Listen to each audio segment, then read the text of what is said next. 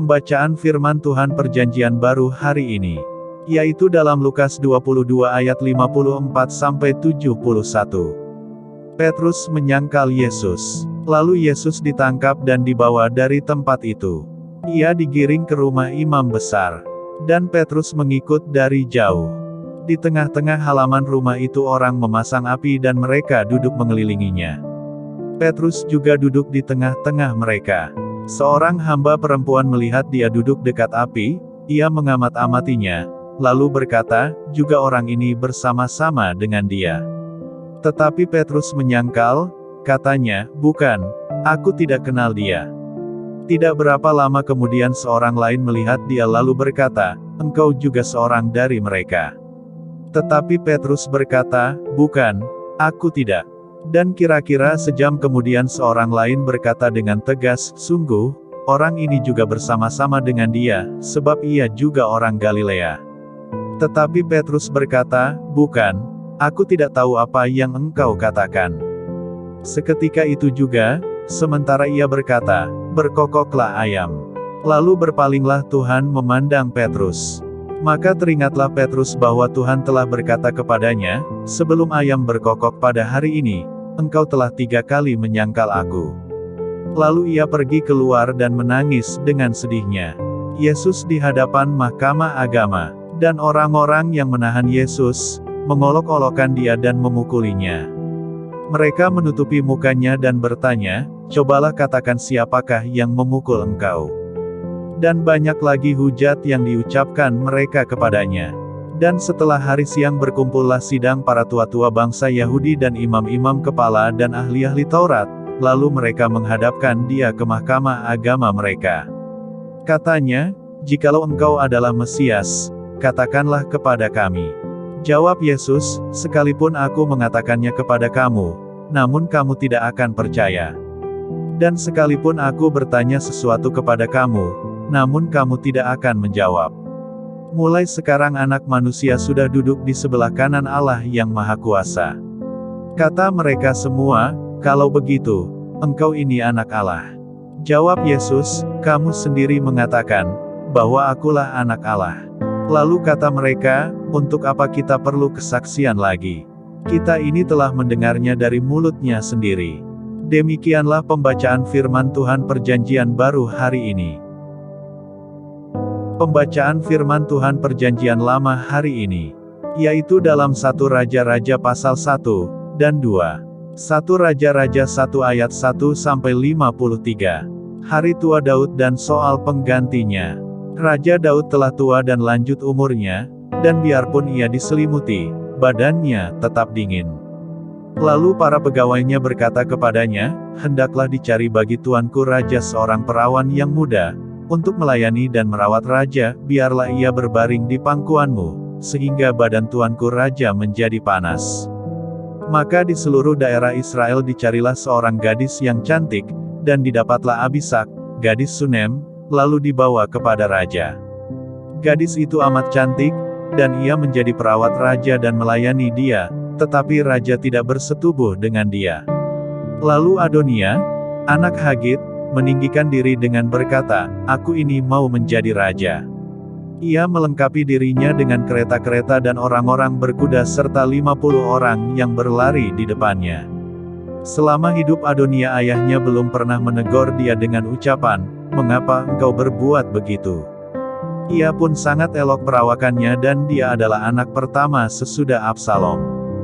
Maka berundinglah ia dengan Yoab, anak Seruya dan dengan Imam Abiatar dan mereka menjadi pengikut dan pembantu Adonia.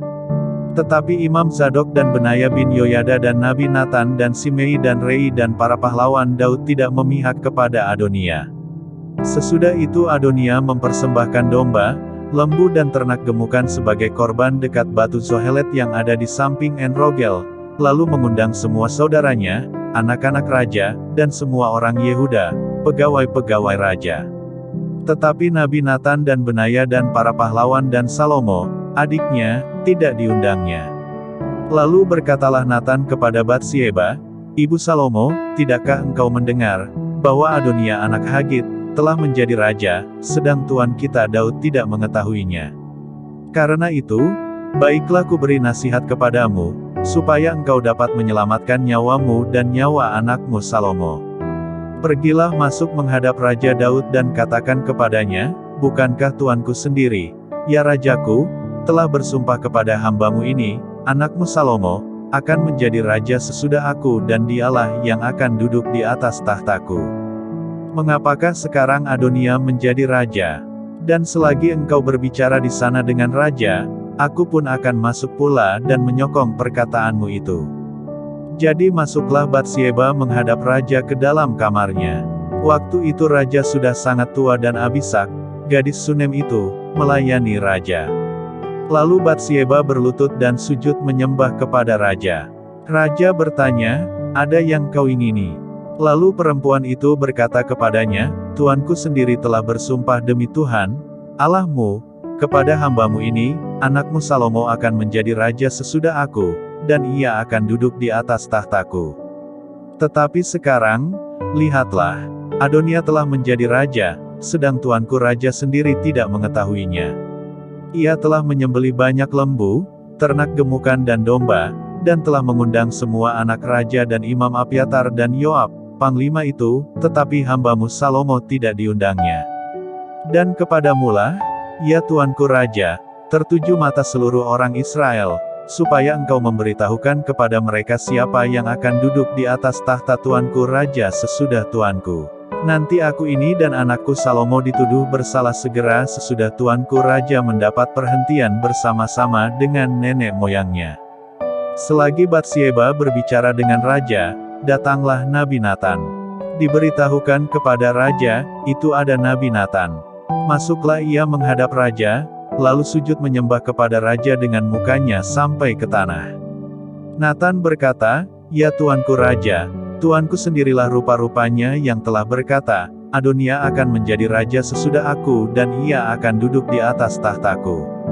Sebab pada hari ini ia telah menyembelih banyak lembu, ternak gemukan dan domba, ia mengundang semua anak raja, para panglima dan Imam Abiatar, dan sesungguhnya mereka sedang makan minum di depannya sambil berseru, hidup Raja Adonia. Tetapi hambamu ini, dan Imam Zadok dan Benaya bin Yoyada dan hambamu Salomo tidak diundangnya. Jika hal ini terjadi dari pihak tuanku raja, maka engkau tidak memberitahu hamba-hambamu ini, siapa yang akan duduk di atas tahta tuanku raja sesudah tuanku.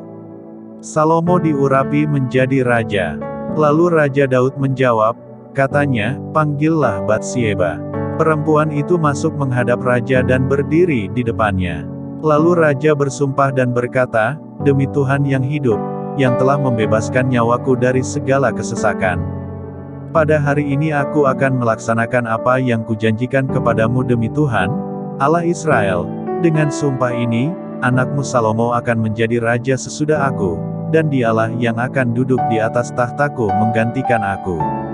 Lalu Batsyeba berlutut dengan mukanya sampai ke tanah, ia sujud menyembah kepada raja dan berkata, hidup tuanku Raja Daud untuk selama-lamanya. Lagi kata Raja Daud, panggillah Imam Zadok, Nabi Natan dan Benaya bin Yoyada. Mereka masuk menghadap raja, dan raja berkata kepada mereka, bawalah para pegawai tuanmu ini, naikkan anakku Salomo ke atas bagal betina kendaraanku sendiri, dan bawa dia ke Gihon. Imam Zadok dan Nabi Natan harus mengurapi dia di sana menjadi raja atas Israel, kemudian kamu meniup sangkakala dan berseru, hidup Raja Salomo. Sesudah itu kamu berjalan pulang dengan mengiring dia, lalu ia akan masuk dan duduk di atas tahtaku, sebab dialah yang harus naik tahta menggantikan aku, dan dialah yang kutunjuk menjadi raja atas Israel dan Yehuda. Lalu Benaya bin Yoyada menjawab raja, amin. Demikianlah kiranya firman Tuhan, Allah tuanku raja. Seperti Tuhan menyertai tuanku raja, demikianlah kiranya ia menyertai Salomo, semoga ia membuat tahta Salomo lebih agung dari tahta tuanku Raja Daud. Lalu pergilah Imam Zadok, Nabi Natan dan Benaya bin Yoyada, dengan orang Kreti dan orang Pleti, mereka menaikkan Salomo ke atas bagal betina Raja Daud dan membawanya ke Gihon. Imam Zadok telah membawa tabung tanduk berisi minyak dari dalam kemah, lalu diurapinya Salomo. Kemudian sangkakala ditiup, dan seluruh rakyat berseru, "Hidup Raja Salomo." Sesudah itu seluruh rakyat berjalan di belakangnya sambil membunyikan suling dan sambil bersukaria ramai-ramai, sampai seakan-akan bumi terbelah oleh suara mereka. Hal itu kedengaran kepada Adonia dan kepada semua undangan yang bersama-sama dengan dia, ketika mereka baru habis makan. Ketika Yoab mendengar bunyi sangkakala itu, ia berkata, "Apakah sebabnya kota begitu ribut?" Selagi ia berbicara, datanglah Yonatan anak Imam Abiatar. Lalu Adonia berkata, "Masuklah, sebab engkau seorang kesatria dan tentulah engkau membawa kabar baik." Tetapi Yonatan menjawab Adonia, "Tidak. Tuan kita Raja Daud telah mengangkat Salomo menjadi raja. Raja telah menyuruh supaya Imam Zadok, dan Nabi Natan dan Benaya bin Yoyada, dengan orang Kreti dan orang Pleti, menyertai Salomo dan mereka menaikkan dia ke atas bagal betina raja. Imam Zadok dan Nabi Natan mengurapi dia di Gihon menjadi raja, dan dari sana mereka sudah pulang dengan bersukaria, sehingga kota menjadi ribut. Itulah bunyi yang kamu dengar tadi." Salomo sekarang duduk di atas tahta kerajaan. Juga pegawai-pegawai raja telah datang mengucap selamat kepada Tuan kita Raja Daud, dengan berkata, "Kiranya Allahmu membuat nama Salomo lebih masyhur daripada namamu dan tahtanya lebih agung daripada tahtamu." Dan raja pun telah sujud menyembah di atas tempat tidurnya. Dan beginilah katanya, "Terpujilah Tuhan, Allah Israel, yang pada hari ini telah memberi seorang duduk di atas tahtaku yang aku sendiri masih boleh saksikan."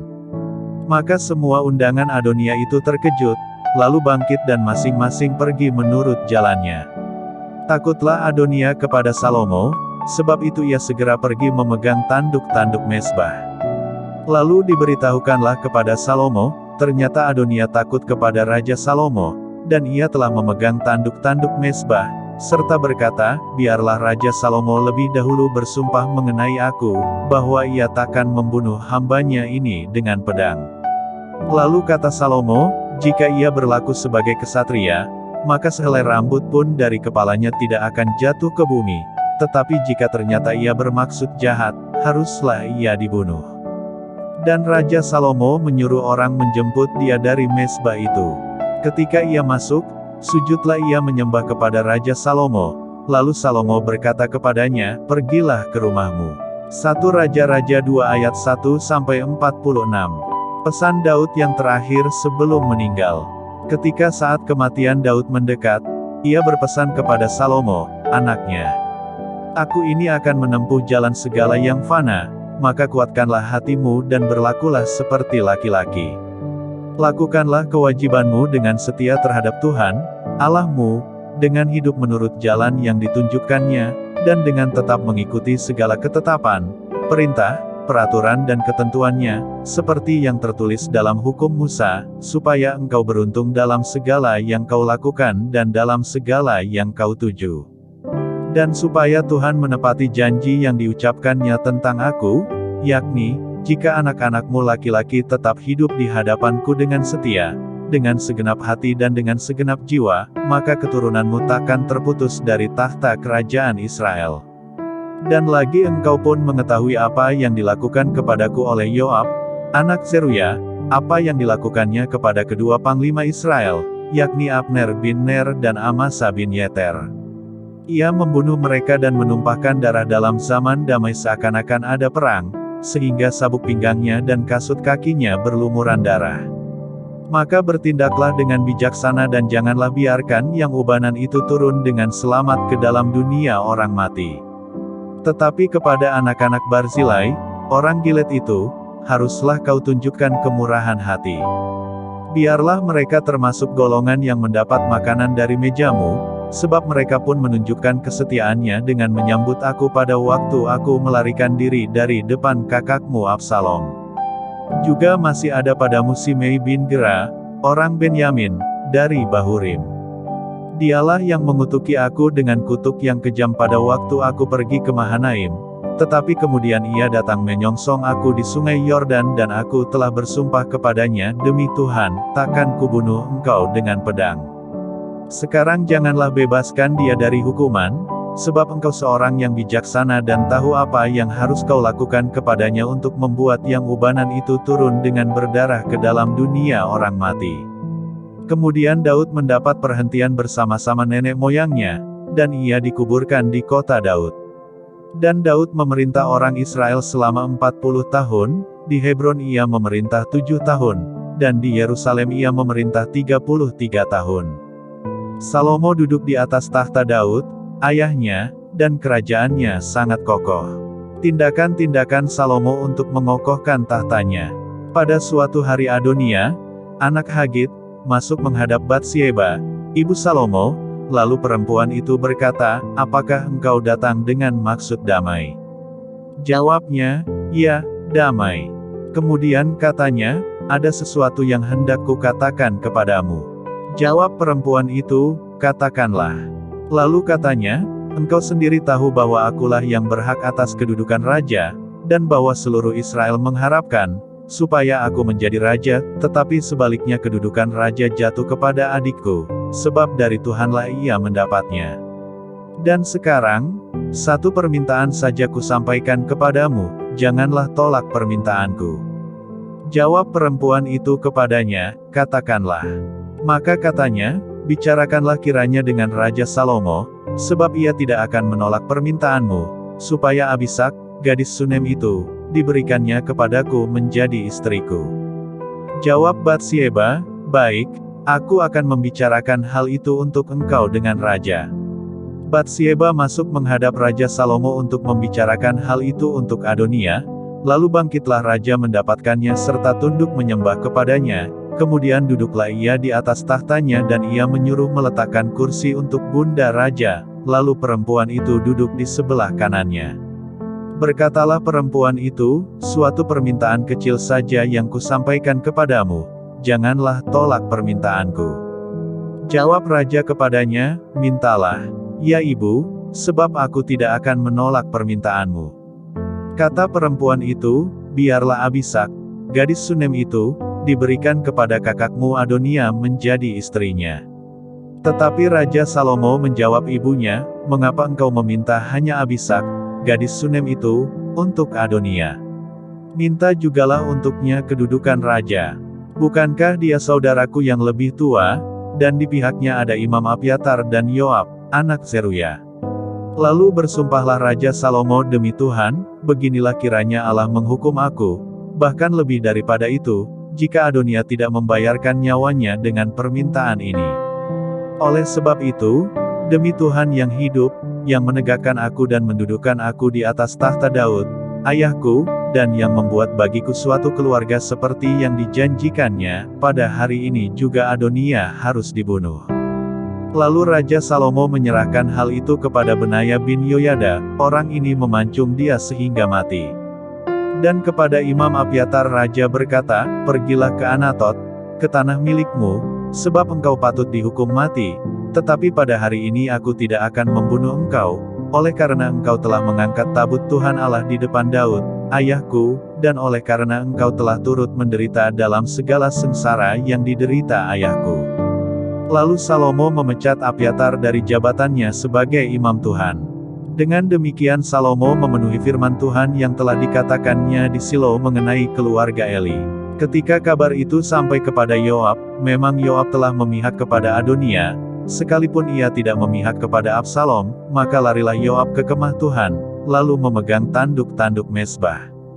Kemudian diberitahukanlah kepada Salomo, bahwa Yoab sudah lari ke kemah Tuhan, dan telah ada di samping mezbah. Lalu Salomo menyuruh Benaya bin Yoyada, "Pergilah, pancung dia."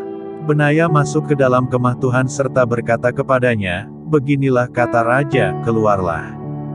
Jawabnya, "Tidak, sebab disinilah aku mau mati."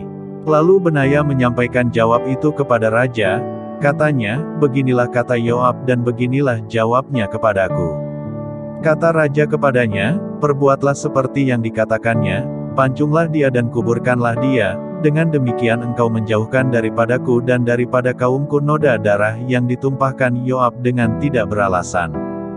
Dan Tuhan akan menanggungkan darahnya kepadanya sendiri, karena ia telah membunuh 2 orang yang lebih benar dan lebih baik daripadanya." Ia membunuh mereka dengan pedang, dengan tidak diketahui ayahku Daud, yaitu Abner bin Ner, panglima Israel, dan Amasa bin Yeter, panglima Yehuda. Demikianlah darah mereka akan ditanggungkan kepada Yoab dan keturunannya untuk selama-lamanya, tetapi Daud dan keturunannya dan keluarganya dan tahtanya akan mendapat selamat daripada Tuhan sampai selama-lamanya.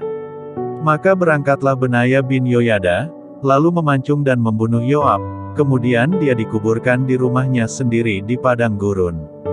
Raja mengangkat Benaya bin Yoyada menggantikan Yoab menjadi kepala tentara, dan Raja mengangkat Imam Zadok menggantikan Abyatar.